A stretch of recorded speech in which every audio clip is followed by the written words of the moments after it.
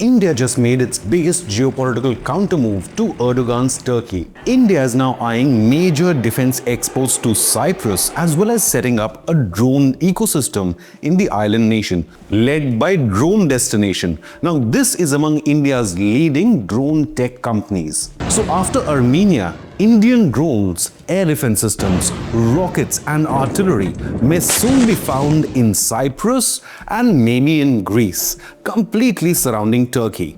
It's a strategic power play. Why does it matter? Because Turkey isn't happy about it. As his first foreign visit after Operation Sindoor, signaling to Turkey, which openly supports Modi's message to Erdogan seems clear.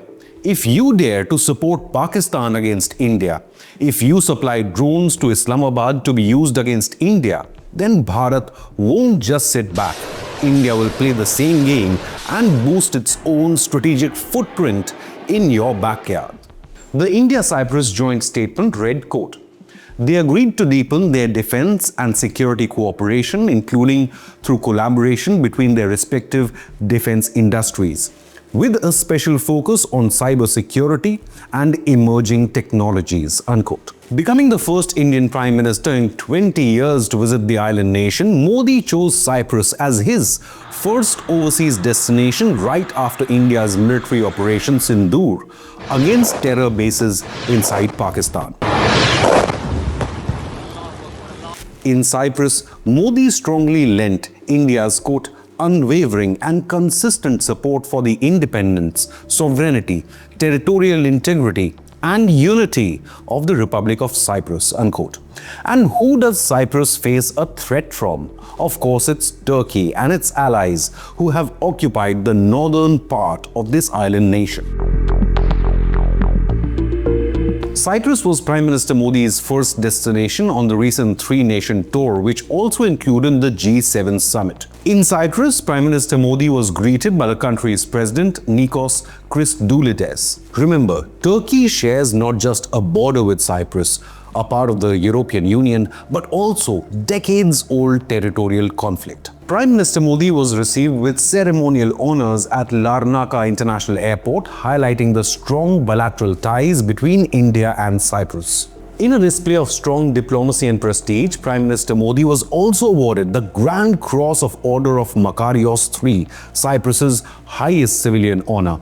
It's a knighthood named after Archbishop Makarios III, the country's first president. 140 crore भारतवासियों का सम्मान है. In a moment that could be interpreted as a subtle yet bold geopolitical signal, Prime Minister Modi didn't just walk the red carpet, he even toured the capital city of Nicosia, which too remains divided and was photographed overlooking the border against the backdrop of the flag of the Turkish-controlled north. Turkish forces had captured around 37% of the island during the Greek military-backed coup in 1974.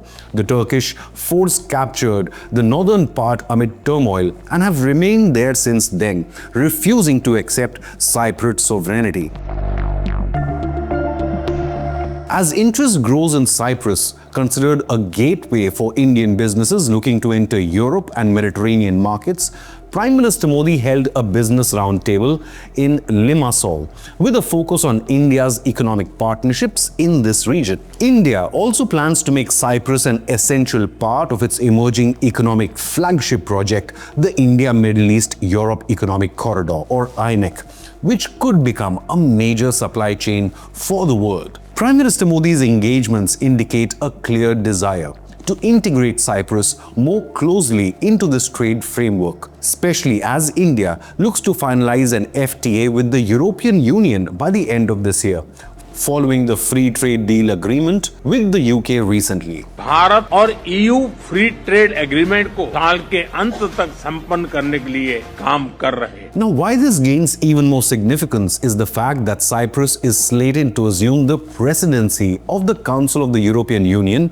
earlier next year in 2026, and Cyprus could play a key role in reviving the IMEC despite the ongoing unrest in West Asia. It can play as a gateway to the European Union as well as the larger region around it. Prime Minister Modi's visit is certainly a rare high-level engagement between India and Cyprus and comes after 2 decades. Modi joins the list of India's tallest prime ministers who have visited Cyprus in the past. This includes Atal Bihari Vajpayee's last visit in 2002, which was a turning point in bilateral ties, and before that, Indira Gandhi was the first Indian prime minister to visit the nation in 1982.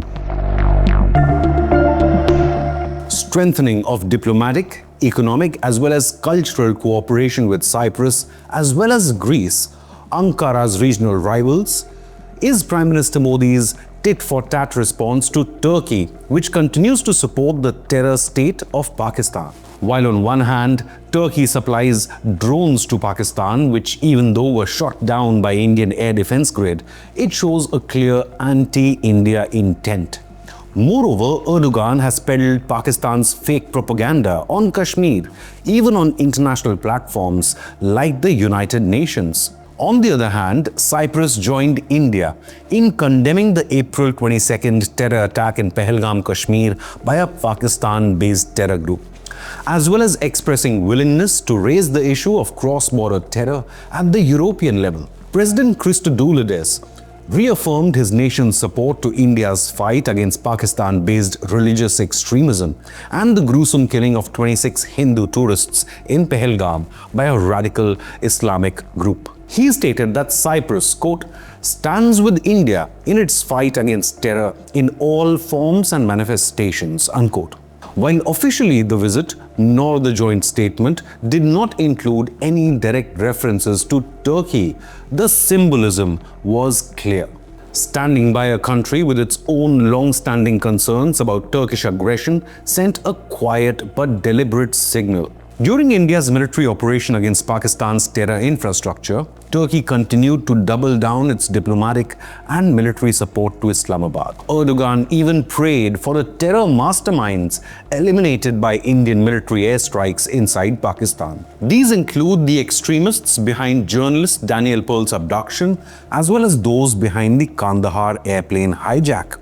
Erdogan wrote on platform X, I pray for our brothers who lost their lives in the attacks, and I once again extend my condolences to brotherly people and state of Pakistan, unquote. Turkey has continued to arm Pakistan against India, ranging from F-16 fighting Falcon jets from Turkish aerospace industries and 30 Turkish T-129 attack helicopters to Turkish Bayraktar TB2 armed UAV drones and Kemankez cruise missiles. The defense collaboration between Turkey and Pakistan has seen significant acceleration over the recent decade. But let's also quickly decipher Turkey's anti-India stance on various occasions. It continues to meddle in India's internal affairs, especially by defying Kashmir's status as an integral part of India. Erdogan even dared to raise the Kashmir issue at the 78th session of the UN General Assembly on September 2023, when Turkey has no connection with Kashmir at all. Meanwhile, Kashmiris today are marching with the Indian flag and they reject Pakistan's cross-border terror policies. India follows a zero-tolerance policy towards terror. It has in response markedly reduced its defense exports to Turkey. Indian leaders have refrained from visiting Turkey in recent years, while Indians are boycotting visiting Turkey as well as business ties with Turkish companies. New Delhi is also strengthening ties with nations that have complicated relations with Turkey, which includes now Cyprus, Israel, Armenia, and Greece. And this has finally rattled Erdogan. With India now boosting defense ties with Cyprus, Turkey is sure to feel the pressure of the robust Indian foreign policy in the near future. But what do you believe? Is it the right decision for India to boost defense partnership with Cyprus? Leave a comment with your opinion, hit the like button and subscribe to Inconnect News.